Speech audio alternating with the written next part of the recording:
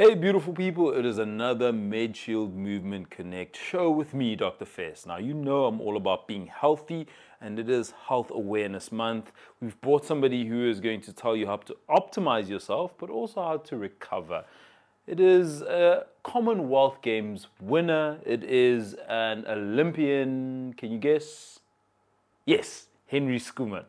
Get ready to know what you don't know about being body brilliant. This is the Medshield Movement Connect show, where we connect the dots between fitness, health, wellness, nutrition, and of course you. Hosted by me, Dr. Fez Mkhize, and a special guest that we have every month, sharing knowledge, insights, and groundbreaking tips on how to get fitter, be stronger, and live healthier. Turn up the volume and listen close. Today you amplify. It's the Medshield Movement Connect show. Let's go. Thank you so much for sitting down with us, Henry. Yeah, thanks for having me here. It's great to chat to you, finally. Finally? Yeah. It means you're looking forward to it. Yeah, I was, yeah. Just take a moment for that. I feel like people always get gassed and I get gassed, and I feel like I wonder if people watch it, but clearly he does, so he knows. The very first thing I'm going to ask is, how did you become an Olympian? Well, that first started with a big dream when I was young. A dream and a big goal to become an Olympian, Olympic Medalist, champion of the world. And, it started out when I was young. I was probably, even before I was 10, I was dreaming of, being the best in the world in something in sport. So I fell in love with sport back many years ago. Yeah. And I think that was one of the key factors that kind of got me through all the way to the Olympics. Going through, waking up every day, committed, working as hard as I can, waking up my parents at 5 a.m. to get me to swimming. Yeah. All of that adds up, and that drive and passion for the sport got me there. And there's a lot of things in between. It also takes a village to get you there. Obviously, when you get more into the professional side of the sport, every little thing counts. You need everyone to hold you up as a strong pillar. You need your family to support you, your friends around you to support you, and nevertheless, obviously, the hard work that you need to put in. Definitely. So all of that, adds up, and eventually I got to the Olympics.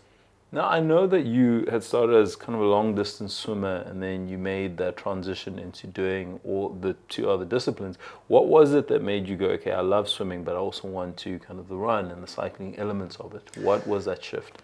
So, I started out with a swimming background, and that was great because I had my brother with me. I was like trying to be as good as him. He was always better than me, so following his footsteps, trying to beat him. Eventually, I did beat him in 1 or 2 sessions. And can I just say, shout out to the brothers, because I have an older brother. He's also a doctor. I've literally been chasing him and always trying to beat him. Yeah. And that is a moment that's always it sticks in my mind when I used to beat him. Yeah. Gives you a little bit of that. I got you. It was good. I found progress. It was good to have that carrot to kind of chase.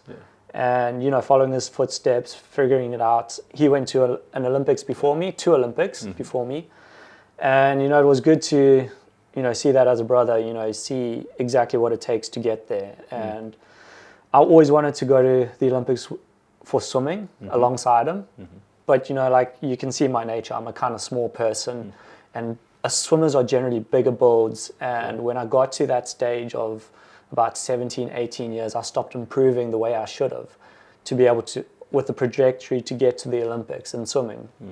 And I kind of had to make a decision, is swimming going to be for me? And at that same time, I was doing triathlons for fun. For fun. Just chill. And I was winning, the national championships and things like that without any specific training. And that kind of just triggered my mindset and just shifted completely to triathlon. Yeah, and I know you were winning. Was it at age 19? You're kind of winning consecutive the triathlon events, and that's where you decided that's the track you wanted to go down. But it's a difficult one because that one, it's not just one discipline, it's 3. You have to make sure that you're optimized in those. What was the shift in mindset when it came from swimming to adding those 2? Yeah, so like you say, it is quite a big shift in terms of balancing 3 different disciplines. You're also coming from swimming, which is you swimming 400 meters, 800 meters, 1500 meters at most. Now you're competing for up to 2 hours. So it's a big shift in endurance as well. So it's a lot to take on. The first few years were a lot of downs, more downs than ups, I would say. Getting into running from swimming was a big task for me. I had like the weak joints, the swimmer's floppy feet, and running was just not ideal for that. I had the Ferrari engine, but I didn't have the wheels for it. Sure. So everything kind of fell off. And I got the shin splints, I got stress fractures. Yeah. I had to deal with all of that for probably about 2-3 years before I started seeing progress. Sure. And then I started getting on the rise and going up. So it almost feels like you're saying you had that dip, shin splints, all those stress fractures for people at home when you do long distance, especially with running, that continuous kind of motion, and your body might not be prepared for it. And especially when you're doing it over long periods of time, you do get those fractures, smaller fractures, but very painful. Oof. And then you have that incline that then happened. What were you doing at that dip phase? How were you recovering and trying to mitigate all of these issues? Initially, my biggest mistake was I didn't have the knowledge of what this pain was. I thought it was just getting used to running. Sure. So I was kind of just getting, like, I could barely walk. I mean, I was just that committed and trying to just grind through it, and I didn't have that knowledge. And then eventually I started seeing some doctors and checking it out, and we did some scans, and the scans showed that I had stress fractures. Like my shins were just lighting up on bone scans. So it was pretty bad. And then we took a step back. We started looking at strength. We did the small little things, work from the feet up. And ever since I started working on that strength, things really like started just taking off with the running. I could eventually get like maybe 2 steps forward, 1 step back. Wow. And eventually we got the momentum going, and running became a little bit more comfortable, and so it just got better. Can I ask, in terms of, because recovery is an interesting concept, right? Everybody always thinks about like an optimized athlete. I'm always going.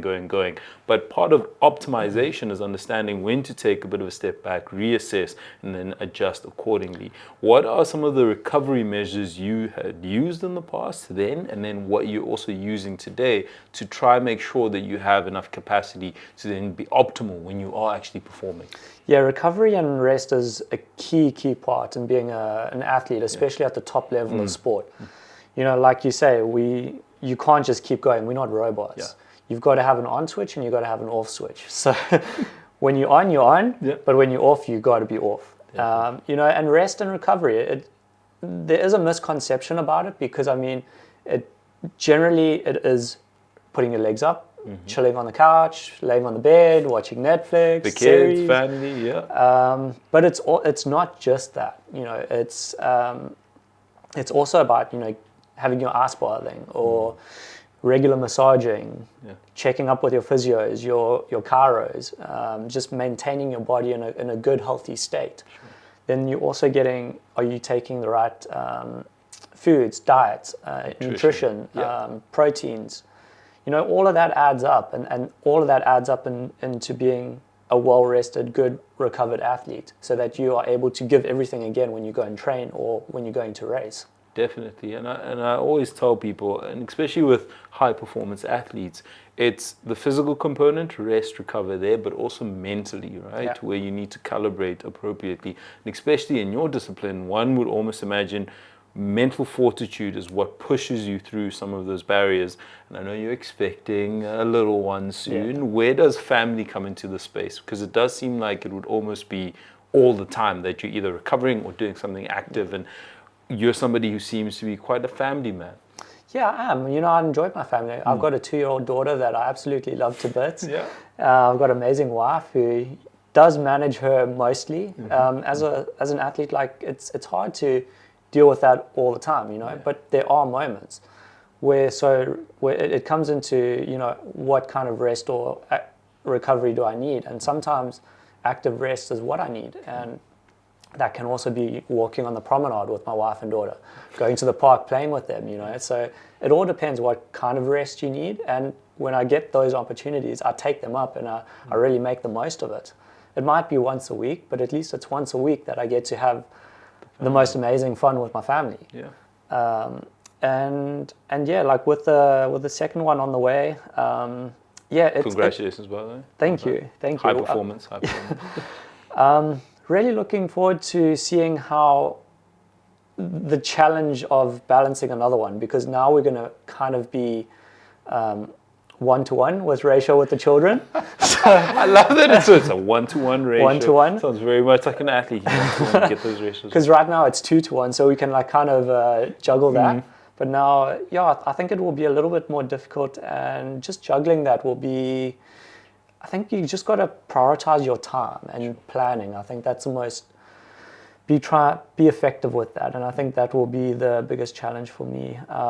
Not that I'm complaining, but it's just, I need to still get the most out of my sport, because that's obviously what I do for a living and I love it to bits, but also make sure that I'm there for the family as well and for their well-being.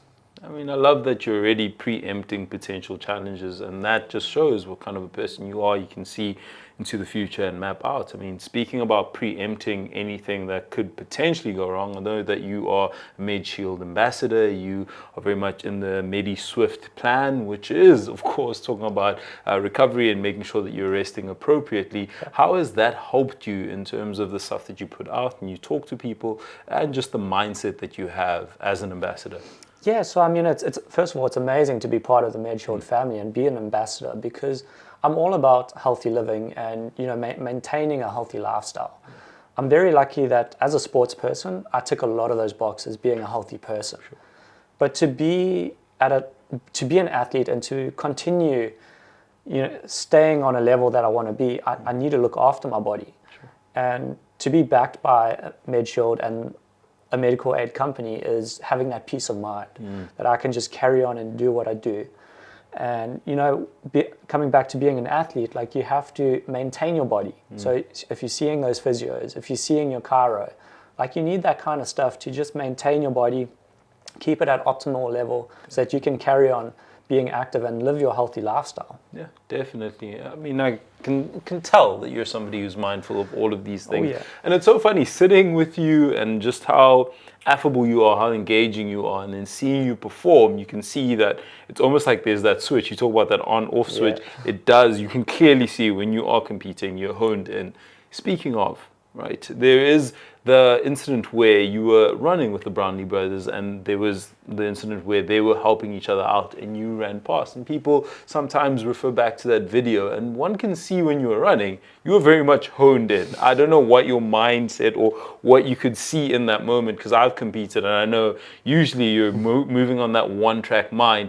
Did you see them when they were there? Did you see Alistair helping out? What was going on in your head in that space at that time? When I was, so in the distance, I could see Jonathan, who was going to win the race. Yeah. I could see he was struggling. He was a little bit like all over the road. And in that time, I was like, okay, I need to push harder, because that's an opportunity for me. Of course. The World Championship is on the line, 1K ahead. Of course. So I was just like going for it. I'm a youngster still back then, and I just came fresh off the Olympics, winning a bronze medal. Yeah. And everyone still doubted me at that time. Maybe it's a once-off, And this was one month later, and I had a lot of critics that were still saying, "Oh, he'll never really get that kind of position again." So I've got my own motivation to get to that line first and beat the Brownlees, who beat me at the Olympics. Yeah. So I'm like going like a savage dog to try and win this race. And when I see an opportunity, I see it. And I passed Jonathan and I realized, okay, he obviously miscalculated his nutrition and he's passing out. Yeah. There's nothing I can do about that. I'm going to the finish line. Exactly. There's guys that are like 10, 20 seconds behind us that could pass us if I decide to help him. But he's not my brother. He's not from my country. Sure. Every man for himself. Yeah. And we've actually spoken immediately after that race that I did the right thing. Yeah. I mean, no one else helps anyone else. If you're in a 100-meter race and someone pulls their hamstring, no one's stopping the race to help them over the line.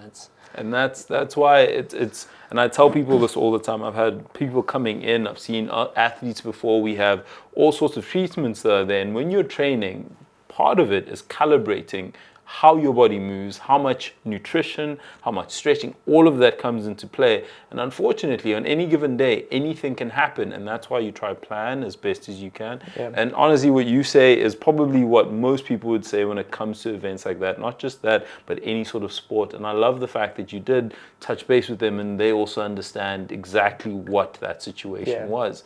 And I mean, look at you, as calm as you are. Honestly, it's so funny because his energy, he radiates calm, just easygoing. But I'm pretty sure if I put some shoes on and we raced, he probably wouldn't let me win, would you? No, I wouldn't. Okay, thank you. Once we get onto the racing track, it's there's no friends. There's no friends. This is why you put the country on your back. It's really beautiful. But if I do have aspirations of maybe beating you one day, could you give me just 4 quick tips? Actually, let's make it 5. Let's make it a nice number.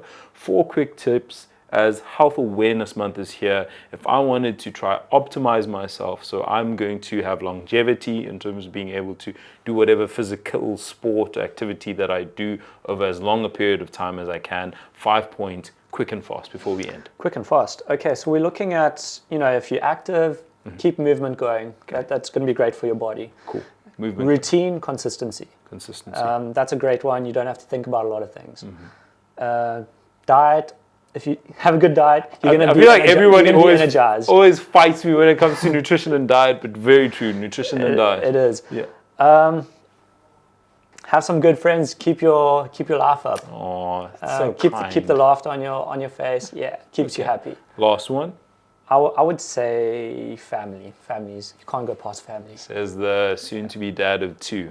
But when it comes to, just before we end, because I want to steal this from you nutrition-wise, are you incredibly pedantic about what you eat when you eat it, or are you more loose and free and just make sure that you roughly hit your caloric target? So I'll go on feel. I'm that kind of guy. Yeah. And there are some base kind of nutrition things that I try and get to. So I always focus on proteins, carbohydrates, amino acids, and some fats.